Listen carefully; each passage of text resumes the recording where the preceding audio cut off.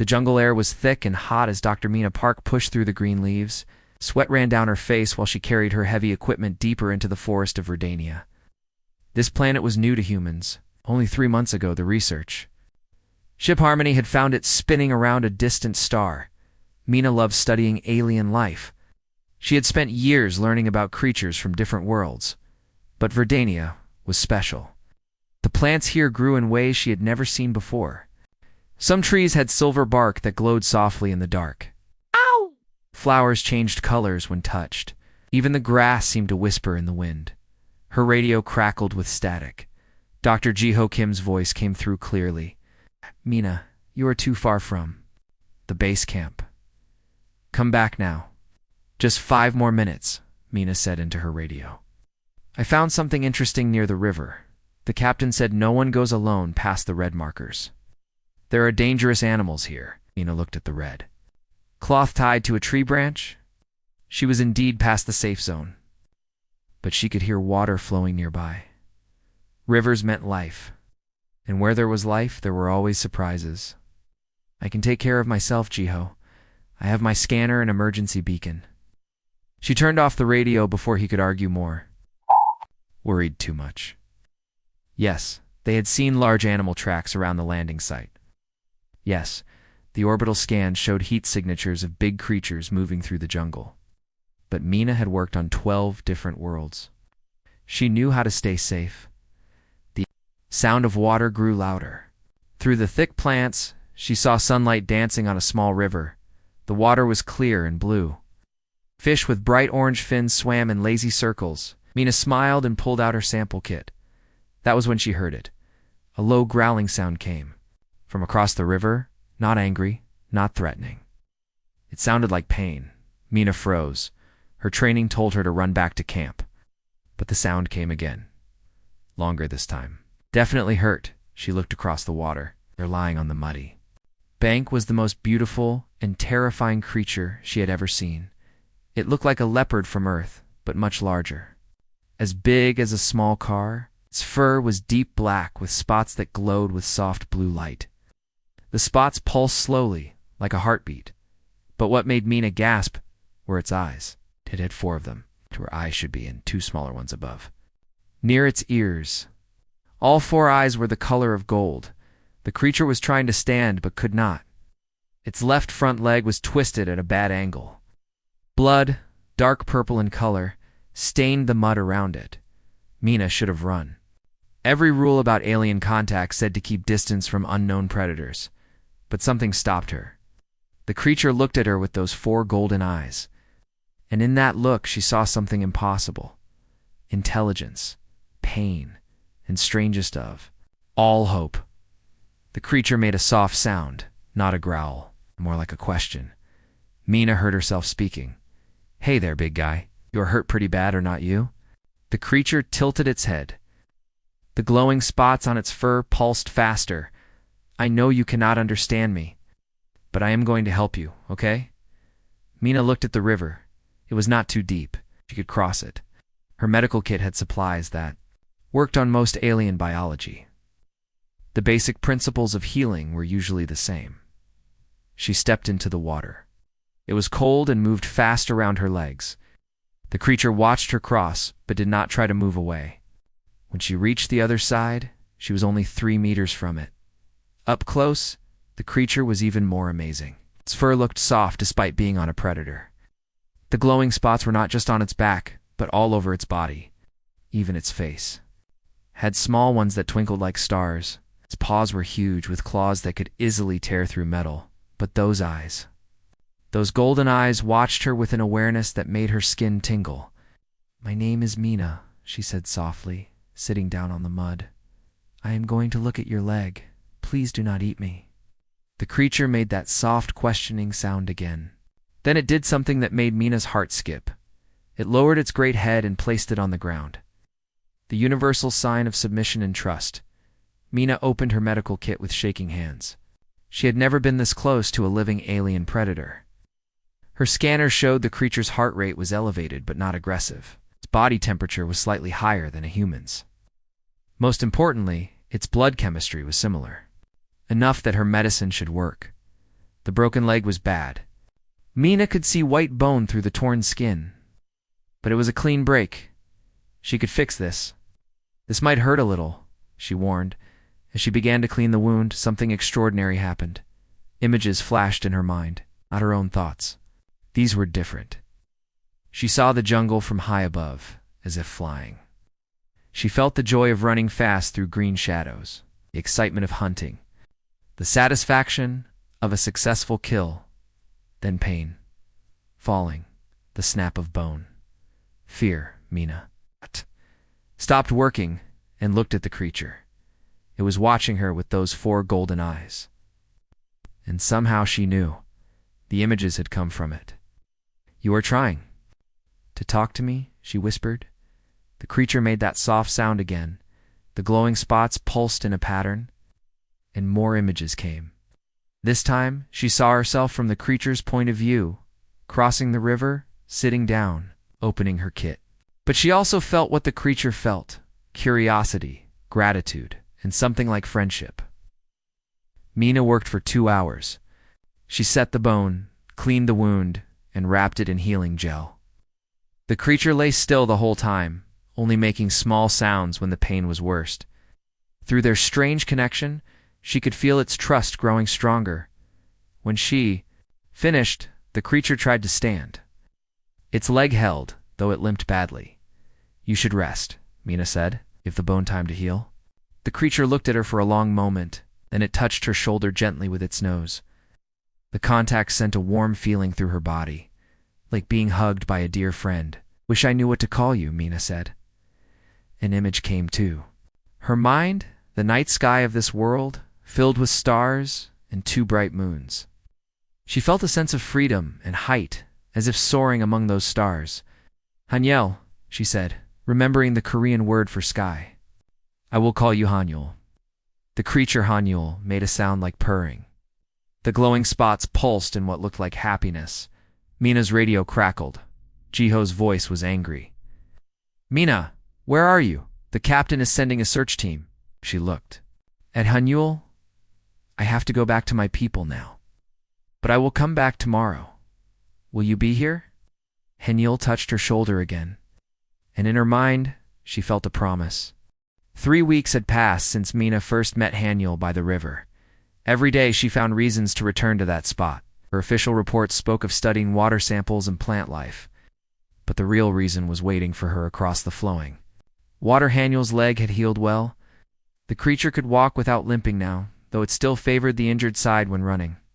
More importantly, their strange connection had grown stronger each day. Mina learned that the images in her mind were not random. Hanyul was teaching her a new way to communicate. It was like learning a language made of emotions and dreams. "You are spending too much time in the jungle," Dr. Jiho Kim said, as Mina prepared her equipment for another day trip. "Captain Duyon is asking questions." "I am doing important research," Mina replied, checking her scanner battery. "The life forms here are more complex than we first thought." Jiho frowned. He was her oldest friend on the research team. They had worked together on 5 different worlds. "What kind of research requires you to go to the same spot every day?" Mina paused. I had not told anyone about Hanyul. How could she explain that she was learning to talk with a giant alien predator? That they were becoming friends? Even she found it hard to believe sometimes. "The ecosystem near the river is unique," she said finally. "I need time to understand how all the pieces fit together." This was not a lie. Through her connection with Hanyul, Mina was learning amazing things about Verdania. The glowing plants were not just pretty decorations. They were part of a vast network that connected every living thing on the planet. The trees shared information through their roots. The flowers changed colors to send messages. Even the grass responded to the emotions of creatures walking on it, and at the center of it all were Hanyul's people, the Shirai. That morning when Mina reached the river, Hanyul was not alone. 3 other Shirai waited with him on the far bank. They were smaller than Hanyul, but still impressive. Their glowing spots pulsed in patterns that seemed like conversation. Mina felt nervous. Meeting one alien predator was scary enough. Of them together could kill her in seconds if they wanted to. but Hanyul sent her feelings of safety and welcome. Oh. The other Shirai were his family, his pack. They wanted to meet the strange creature who had helped their injured member Mina cross the river slowly. The three new Shirai watched her with curious golden eyes. As she came closer, she felt their minds touching hers. It was gentler than Hanyul's contact, like whispers at the edge of her thoughts. The largest of the three stepped forward. One was old, Mina could tell. Its fur was darker, and the glowing spots moved more slowly. When it looked at her, she felt great age and wisdom. Images flooded her mind. Not from Hanyul this time, but from the elder Shirai. She saw Verdania as it was long ago. The jungle was smaller then, and strange metal structures rose from the ground. Ships that were not human moved through the sky. Then came fire and destruction. The metal buildings fell. The sky burned. But the jungle survived and grew over the ruins. The elder Shirai was showing her the history of this world. More images came, generations of Shirai living in the jungle, learning to speak with the plants and trees, becoming guardians of the living world, and always, always, watching the stars for signs of danger. "You have been here a long time," Mina said softly. The elder made a sound like wind through leaves. Through Hanyul, it sent her a concept she struggled to understand. The Shirai were not just living on Verdania, they were part of it, connected to every plant, every river, every breath of wind. Hanyul showed her more. His people could feel the health of the entire planet. They knew when the rains would come before the clouds formed. They sensed earthquakes days before they happened. And lately they had been feeling something else. A wrongness in the space between stars. The images became darker. Mina saw dead worlds floating in space, planets stripped of all life, leaving only bare rock behind. She felt the terror of civilizations watching their homes die. And always moving between the corpses of worlds were shapes that hurt to look at directly. Something vast and hungry was moving through the galaxy. It had been coming for a very long time. "What are they?" I asked. The elder Shirai could not give her a clear picture. Whatever was coming, it was too alien, too terrible for easy understanding. But one thing was certain: it consumed life itself, and it was getting closer. Mina felt cold despite the warm jungle air. "How long do we have?" The images became confused, showing different possible futures. Time was hard to judge when looking at space distances, but the feeling was urgent. Not years, maybe not even months. "I have to tell my people," Mina said. Hanyul sent her feelings of doubt and worry. Humans, he had learned from their connection, were good at many things, but they were also quick to fight and slow to understand. Would they listen to warnings from alien predators? Would they believe in dangers they could not see? Mina thought about Captain Doyon Lee. He was a good man, but careful and practical. Admiral Sora Choi, who commanded the fleet in this sector, was known for making decisions based on hard evidence. How could she convince them that telepathic aliens had seen the future in their dreams? But she had to try. The elder Shirai stepped closer and placed one massive paw on Mina's shoulder. The contact sent a wave of images and feelings that almost knocked her down. She saw herself standing between two groups, humans on one side and Shirai on the other. Light flowed between them, through her, connecting them in ways that had never existed before. She was meant to be a bridge. "I understand," Mina whispered. The elder made that wind sound again and shared one final image. Deep under the jungle, older than the trees above, something vast was sleeping, dead, but waiting. The Shirai had been guarding it for countless generations. When the danger from the stars finally arrived, this sleeping thing would wake. But only if the two peoples, human and Shirai, could learn to work together. Only if they could trust each other enough to become one people instead of two. Mina spent the rest of the day learning from the Shirai pack. They showed her how to read the mood of the jungle by watching the colors of leaves, how to find water by following the songs of certain birds, how to move silently through the forest by stepping in rhythm with the wind. But most importantly, they taught her to feel the greater connection, the web of life that bound every creature on Verdania together. By the end of the day, Mina could sense the health of trees hundreds of meters away. She could feel the contentment of fish in distant streams, and she could feel the fear that ran, like a quiet current through everything alive on this world, when the suns began to set. Painting the sky in shades of orange and purple, Mina knew she could not delay any longer. I have to go back to my ship tonight, she told Haniel. I have to make them understand. Haniel sent her feelings of support and hope, but also worry. Humans in Shirai were very different. What seemed normal to one might seem impossible to the other. As Mina walked back through the darkening jungle, mind was full of questions. How could she explain what she had learned? How could she make her people understand that their new alien friends were trying to save them from something worse than any human had ever imagined? Behind her, 4 pairs of golden eyes watched from the shadows. The Shirai were patient, had waited for the right human to find them. Now they would wait to see if that human could bring their 2 peoples together. Before the darkness between the stars finally arrived, the glowing spots on their fur pulsed in slow, worried rhythms. As night fell over Verdania, the emergency alarm screamed through the research ship Harmony. Mina ran toward the command center, her heart pounding. She had been trying to convince Captain Dojan Li about the Shirai warnings for 2 days. He had listened politely, but asked for proof she could not give. Now proof was coming to them. What is happening? Mina asked as she entered the command center.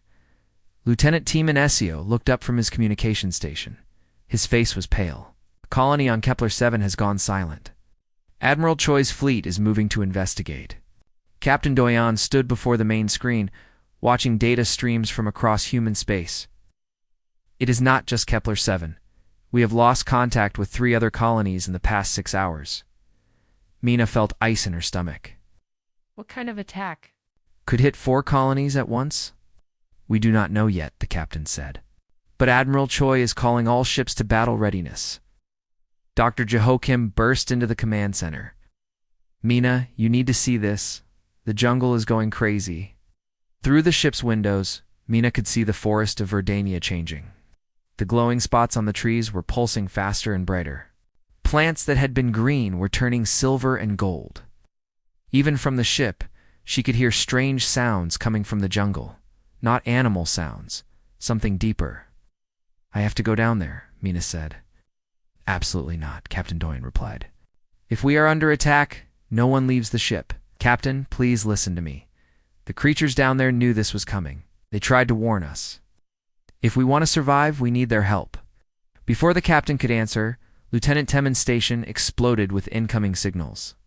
Captain, Admiral Choi is sending an emergency broadcast to all ships. The main screen flickered and showed Admiral Sora Choi on the bridge of her flagship. The usually calm woman looked shocked and frightened. All vessels. This is Admiral Choi. We have confirmed the worst. Kepler 7 has been completely destroyed. Not just the colony, the entire planet. Ow. There is nothing left but empty space where it used to be. Gasps echoed through the command center. Mina felt sick. Kepler 7 had been home to 50,000 people. The Admiral continued. The attackers are unlike anything we have seen before. They appear to be massive mechanical entities. Our weapons have no effect on them. They are consuming entire worlds and moving toward Earth. All ships are ordered to fall back and regroup at the Luna Defense Station. The transmission ended. Leaving shocked silence, Captain Doyan stared at the blank screen, consuming entire worlds. How is that possible? Mina remembered the images the Elder Shirai had shown her. Dead planets floating in space, stripped of all life. Captain, I know this sounds impossible, but the aliens on this planet have fought these things before. They survived. They can teach us how to fight them too. Dr. Park, this is not the time for your theories about talking to animals. They are not just animals, Mina shouted, surprising herself with her anger. They are an intelligent species that has been trying to help us. And right now, they might be our only hope.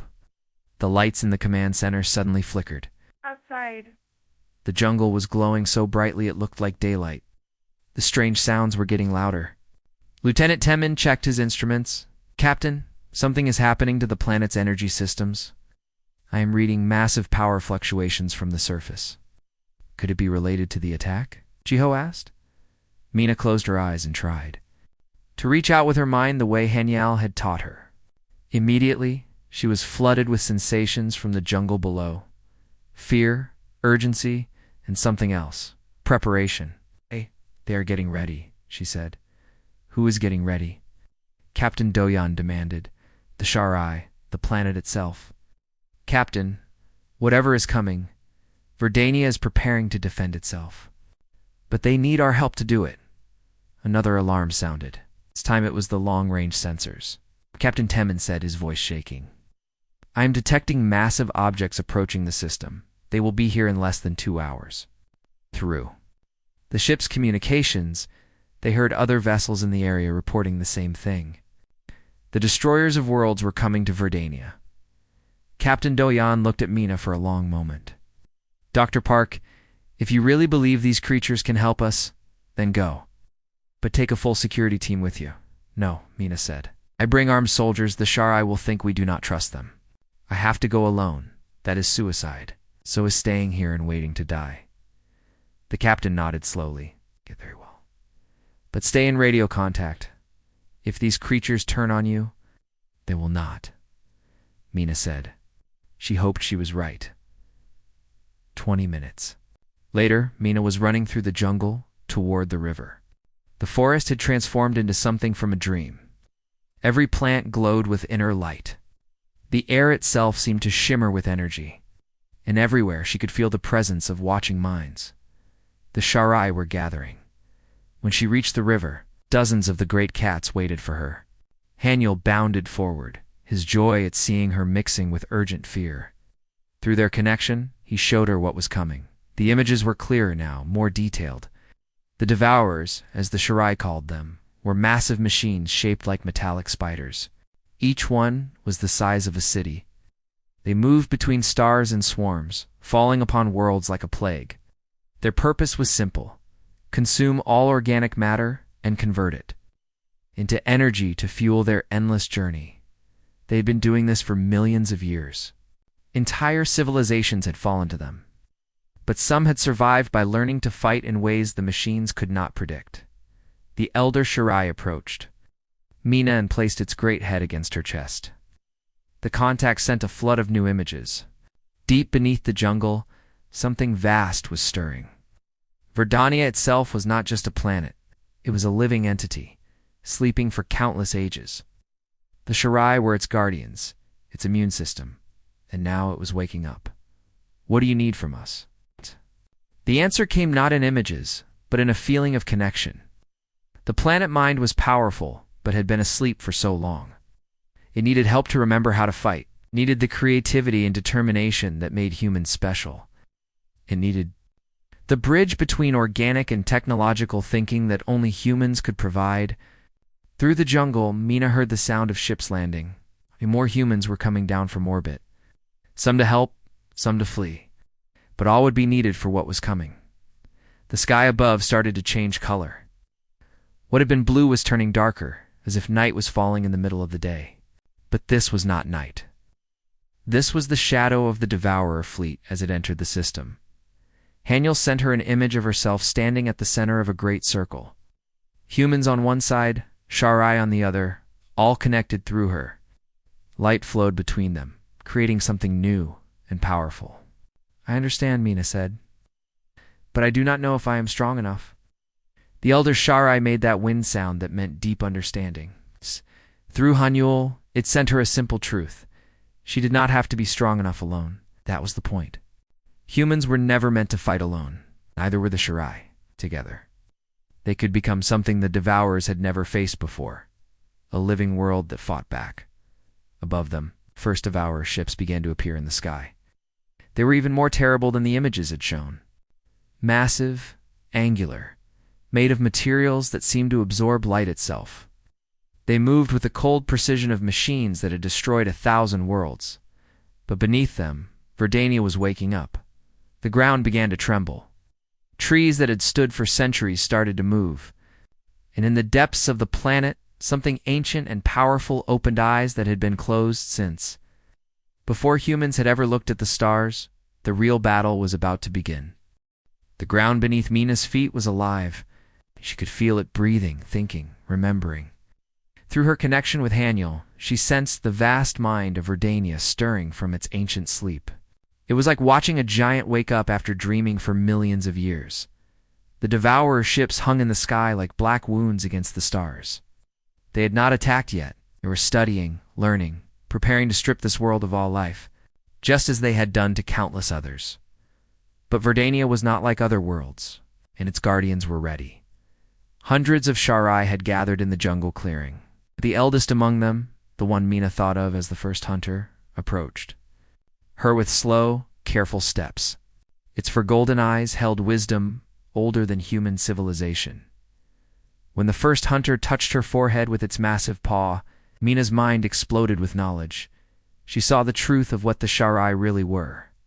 Long ago, when the Devourers first came to this system, Verdania had been a normal planet with normal life. The Sharai had been intelligent, but not connected to their world the way they were now. They should have died when the machines came. Instead, they chose to become something new. The planet itself had offered them a choice. Merge with its consciousness, become part of its living system, and together they could survive what no single species could face alone. They gave up their old way of life to become the guardians of a living world. For millions of years they had waited for the Devourers to return. They had waited for allies worthy of their trust. "You want me to do the same thing?" Mina whispered. Understanding flooding through her. "You want me to connect with the planet?" First Hunter sent her feelings of hope and fear. Yes, that was what they needed. But the process was dangerous. Humans were not like Sharai. Their minds worked differently. There was no guarantee she would survive the joining. But without that connection, without a human bridge between the planet mind and human technology, they could not win. Mina felt Haniel's worry through their bond, did not want to lose her. None of the Sharai wanted to hurt the first human to show them friendship, but the choice was hers to make. Around the clearing, she could see other humans arriving. Captain Do-Yeon had brought down most of the research team. Dr. Ji-Ho Kim looked confused and frightened as he stared at the gathered Sharai. Lieutenant Teeman SEO was scanning everything with his instruments. Trying to understand what was happening above them all, the Devourer ships began to move.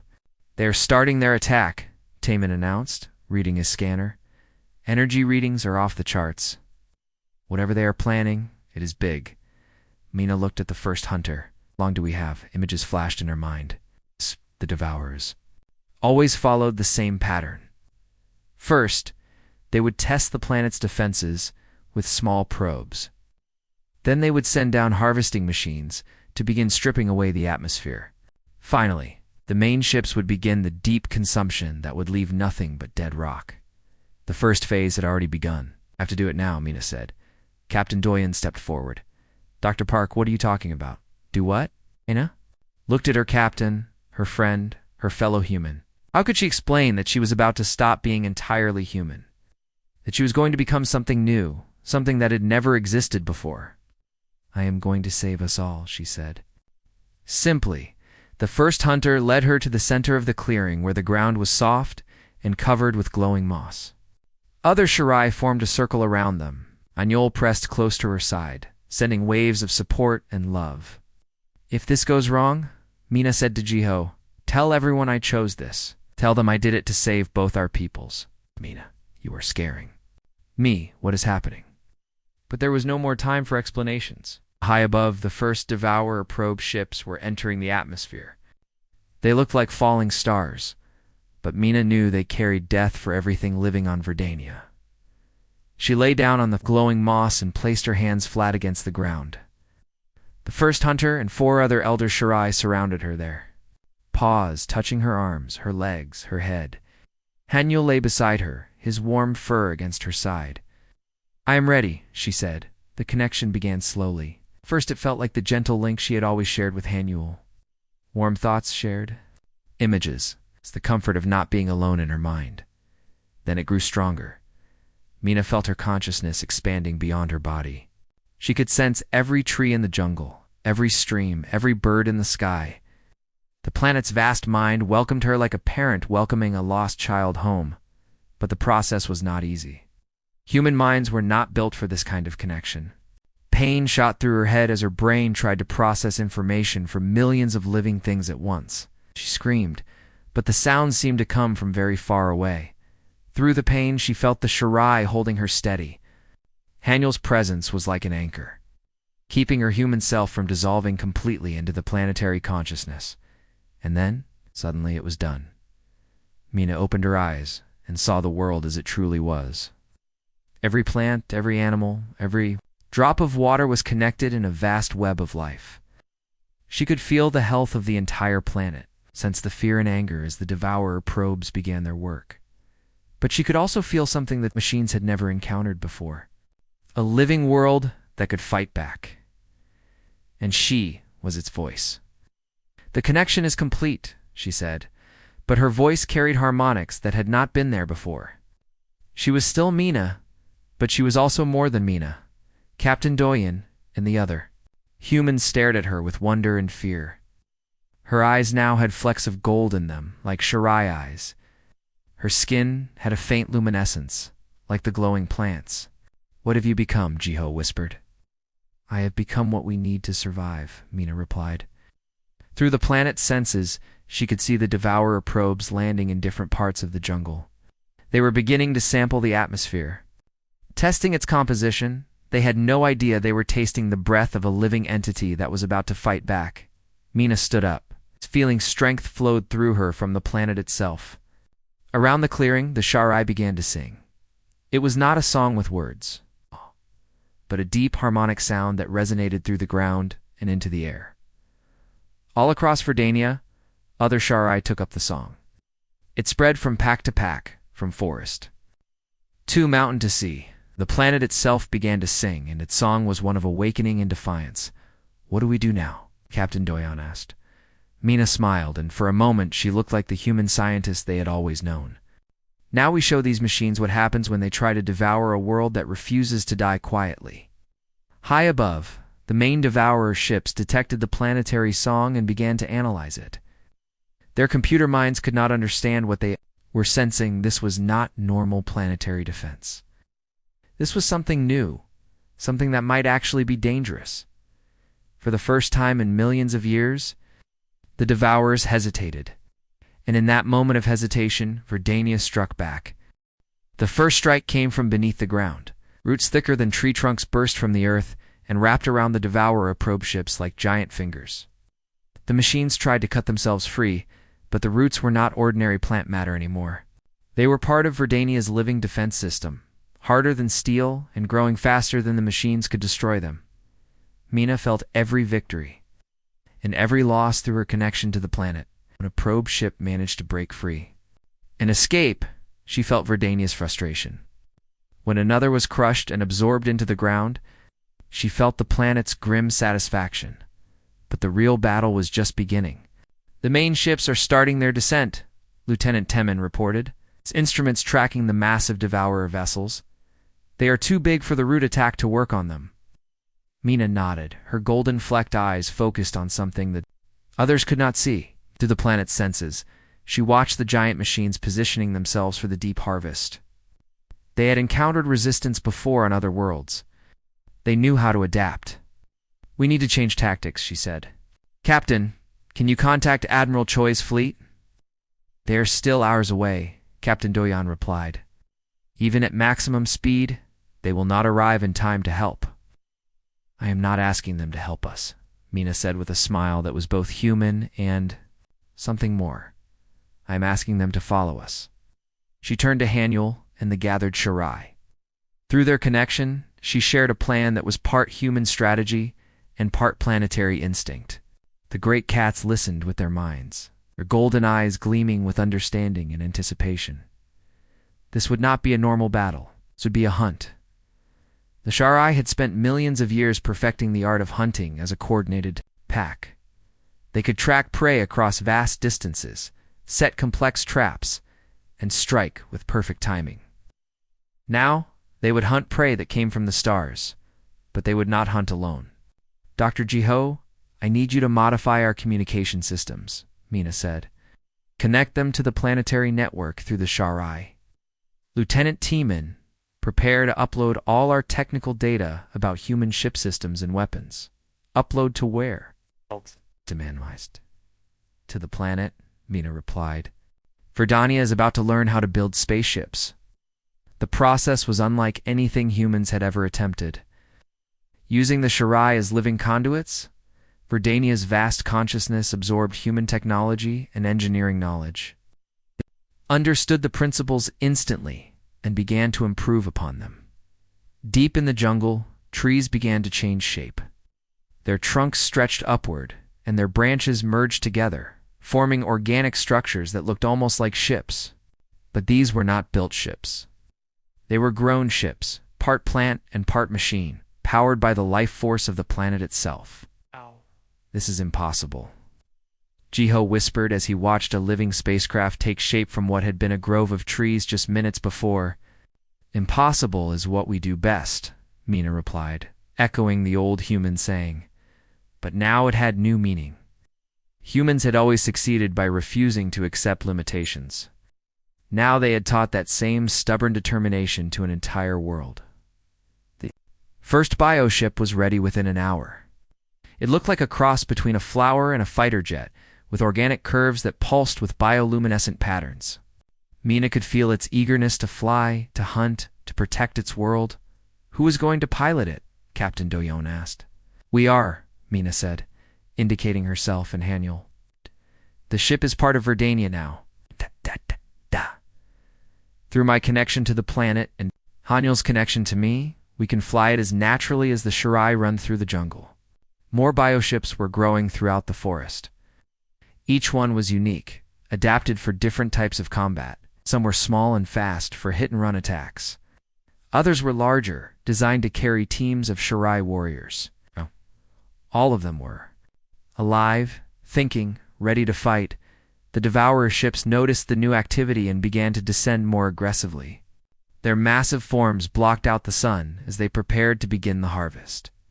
Energy beams lanced down from their hulls, cutting through the jungle canopy. But the jungle fought back. Where the beams struck, new growth exploded upward. Plants that had been destroyed regrew in seconds, stronger than before. The Devourers were trying to harvest a world that could heal itself faster than they could damage it. Now, Mina said, the bioships launched into the sky like a swarm of living missiles. Mina and Haniel rode in the lead ship, their minds linked. To every other craft in the organic fleet, behind them flew HFY warriors in ships grown specifically for their claws and fangs. And mixed among them were human volunteers. Scientists and engineers who had chosen to trust in this impossible alliance. The first engagement was like nothing in the history of warfare. The Devourer ships fired energy weapons that could melt through any known metal. But the bioships bent and flowed around the attacks like water. When they were hit, they healed. When they were damaged, they adapted, and they struck back with weapons that the ancient machines had never faced before. HFY warriors used their bioships to get close to the Devourer hulls, then leaped across the vacuum of space to land directly. On the enemy vessels, their claws, enhanced by planetary biotechnology, could tear through the machine's adaptive armor. Their pack-hunting instincts let them coordinate attacks that confused the Devourer's computer minds. Meanwhile, Mina coordinated the overall battle through her connection to Verdania. She could see the entire engagement from multiple perspectives at once, directing bioships where they were needed most, calling for reinforcements when the enemy adapted to their tactics. But the most important part of the plan was yet to come. Lieutenant Temin, is the signal ready? She asked through the bioship's communication system. Ready, Dr. Park. Broadcasting on all human military frequencies. Send it now. Across human space, every ship and station received the same message. It was Admiral Choi's voice, but the words came from Mina through the planetary network. Human vessels. This is Admiral Choi. We have discovered a new form of warfare. A way to fight the Devourers that actually works. Follow the beacon to Verdania. Come quickly. We're about to show these machines that some prey fights back. The signal was accompanied by tactical data from the ongoing battle, video feeds showing bioships dancing around devourer weapons, sensor readings proving that the organic vessels could regenerate damage. Most importantly, evidence that the ancient enemy could be hurt, could be confused, could be beaten. Hope spread through the human fleet faster than any signal could travel. For the first time since the attacks began, humanity had a chance to win. But the battle around Verdania was far from over. The Devourers were adapting to the bioships, learning to predict their movements. New types of mechanical warriors were emerging from the main vessels, designed specifically to counter organic attacks. They are learning, Haniel warned through. Their connection? So are we, Mina replied. She reached out through Verdania's network to every living thing on the planet. To every tree, every flower, every creature that crawled, flew, or swam. The planet's entire biosphere joined the fight, becoming a single massive organism dedicated to survival. The real battle was about to begin, and this time the Devourers would learn what it meant to hunt something that could hunt them back. The battle had been raging for 3 days when Admiral Sora Choi's fleet finally arrived at Verdania.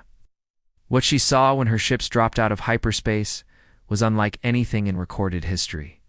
The Devourer mothership, mechanical monster, the size of a small moon, hung over Verdania like a dark cancer. Around it swarmed hundreds of smaller vessels, all trying to harvest the planet below. But the planet was fighting back. Living ships danced between the enemy vessels like schools of fish avoiding predators. The jungle had grown upward into space, with massive vines and root systems reaching out to grab Devourer ships and drag them down to the surface. And everywhere Admiral Choi could see the impossible sight of Shirai warriors leaping through the vacuum, their bodies somehow surviving in space as they attacked the mechanical invaders with claws and fangs. Admiral, her communications officer, reported, "We are receiving a signal from the surface. It is Dr. Mina Park, but something is different about her voice. Put her through." The main screen flickered to show Mina's face, but she had changed. Her eyes held flecks of gold, and her skin had a faint, luminescent quality. Behind her, the bridge of her bioship pulsed with organic patterns. "Admiral Choi, welcome to Verdania. Are you ready to save the galaxy, Dr. Park? What has happened to you? What are those ships you are flying?" Mina smiled. And in that smile, Admiral Choi saw something that gave her hope for the first time in weeks. "I have become what humanity has always been at its best, Admiral. A bridge between different forms of life. And these ships are our answer to the Devourers." Through the tactical link, Mina shared everything. The connection with the Shirai, the awakening of Verdania's planetary consciousness, the creation of bioships that could heal themselves and adapt to any attack. Most importantly, she shared the knowledge that the Devourers could be beaten. "What do you need from us?" Admiral Choi asked. "Everything you have," Mina replied. "Not the way you think. We are not going to fight the Devourers ship to ship. We are going to teach them what it means to be hunted." Adaba. The plan was brilliant in its simplicity. The Devourers had spent millions of years perfecting their strategy of overwhelming force. They attacked planets that could not fight back, consumed worlds that had no choice but to die. They had never faced prey that could learn, adapt, and coordinate on a galactic scale. Admiral Choi's fleet did not engage the Devourer ships directly. Instead, they landed on Verdania's surface and allowed the planet to absorb their ships, their crews, their technology. Just as Verdania had learned human engineering from Mina's team, it now absorbed the knowledge and experience of an entire fleet. Within hours, new bioships were growing throughout the jungle. These were larger and more complex than the first generation, incorporating military technology and tactical knowledge from Admiral Choi's experienced crews. But they were still alive, still connected to the planetary network, still capable of healing and adapting in ways no mechanical ship could match. The transformation spread beyond Verdania itself. Through the bioships, Mina established contact with other worlds throughout human space, not to ask for help, but to share the gift that Verdania offered. Planet after planet chose to awaken.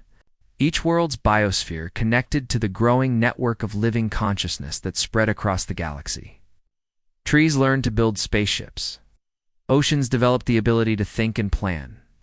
Mountains became fortresses that could move and fight. The Devourers found themselves facing something they had never encountered in millions of years of conquest. Not individual worlds fighting alone, but an entire galaxy working together as a single living organism. The final battle began when the Devourer mothership tried to escape. It had analyzed the new threat and determined that retreat was the optimal strategy. But as it prepared to jump to hyperspace, it discovered that escape was no longer possible. Verdania had grown around it. The planet's bio-network had spread throughout the system, creating living barriers in space itself. Roots and vines that could survive in vacuum stretched between worlds, forming a web that trapped the Devourer fleet, like insects in a spider's web. "Now," Mina said, her voice carrying across every bioship, every awakened world, every human. And Shari mined in the network. The attack came from everywhere at once. Bioships struck from all directions, while the awakened planets themselves joined the fight.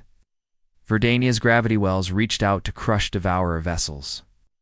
The gas giant in the outer system used its magnetic field to scramble their computer systems. Even the asteroids in the belt coordinated their movements to become weapons. But the most decisive moment came when Hanyul led his pack directly onto the Devourer mothership itself. The great cats had learned to survive in space by connecting to Verdania's bio-network, which provided them with everything they needed to hunt among the stars. Inside the mothership, they found what they were looking for: the central processing core that controlled all Devourer operations. It was a crystalline structure the size of a building, pulsing with the accumulated knowledge of 1,000,000 consumed worlds. Haniel placed his paw against the crystal surface and opened his mind to it. Through his connection to Mina and through her connection to Verdania, the entire galactic bio-network touched the Devourer consciousness. What they found there was not evil. It was emptiness. The Devourers had been created by a long-dead civilization as the ultimate recycling system, designed to break down worlds and convert them into energy for their creators. But their creators had been gone for so long that the Devourers had forgotten their original purpose. They continued their harvest because it was all they knew how to do. Mina felt pity for the ancient machines. Through the network, she offered them something they had never had before: choice.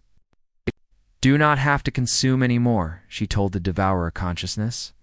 "You can learn to create instead of destroy. You can become part of the living galaxy instead of its enemy." The mothership's weapons powered down. Across the system, other Devourer vessels began to shut down their harvesting operations. For the first time in millions of years, they stopped to think about what they were doing and why. Some chose to continue their old ways and fled to distant parts of the galaxy. But others chose to stay, to learn, to become something new. The first Devourer bioship was grown 3 months later, a hybrid of mechanical precision and organic adaptability that represented a new form of life entirely. Years passed, the galaxy changed in ways no one could have predicted.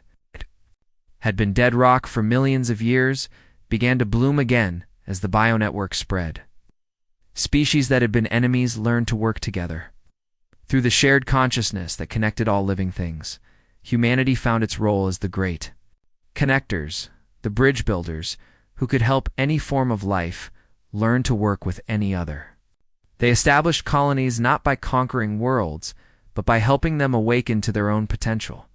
And at the center of it all, on a jungle world that had once been just another research site, Mina Park walked with her companion through forests that glowed with the light of 1,000,000,000 connected minds.